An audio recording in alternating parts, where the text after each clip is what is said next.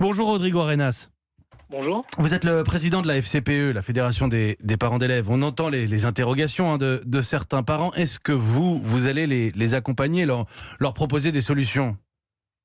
Nous, c'est ce qu'on fait depuis le début de la crise, c'est-à-dire donner tous les conseils, transmettre les informations et être dans cet effort de solidarité nationale depuis maintenant plusieurs semaines. Donc, on s'attendait d'une certaine façon à des mesures aussi drastiques parce que la France n'est pas en dehors du monde et qu'inévitablement, ça allait s'inviter dans notre pays. Maintenant, il y a des questions pratiques qui se posent, notamment le président de la République a dit hier que on pouvait garder les enfants à partir de lundi. La question, c'est si ça dépasse les 20 jours, comme le propose le décret, quid ? Donc, il va falloir évidemment avoir une réactivité très rapide et une simplification administrative à outrance pour que les parents ne soient pas pénalisés et se mettre à la place des plus fragiles.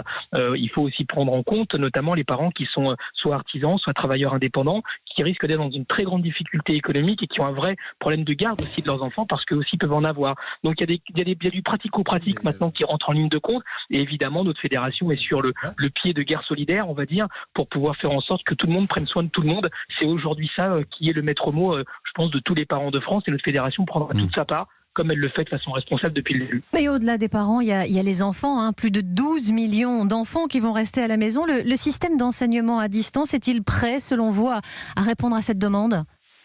Alors le système d'enseignement à distance n'est pas prêt parce que la France n'est pas prête du point de vue, on va dire, numérique. Mais pour autant, il peut concerner des millions d'enfants. Maintenant, la question, c'est pas de faire le bilan. Le bilan viendra après. De toute façon, ce type de situation reviendra dans notre pays. On le sait maintenant. Tous les spécialistes le disent.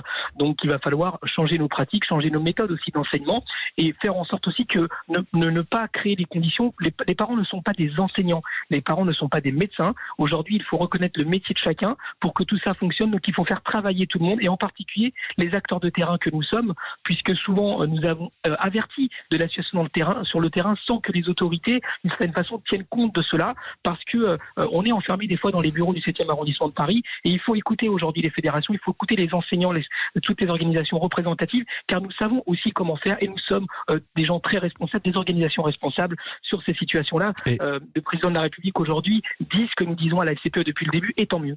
Et c'est aussi pour ça que vous avez la parole ce matin. Merci Rodrigo Arenas, président de la FCPE, d'avoir été en direct.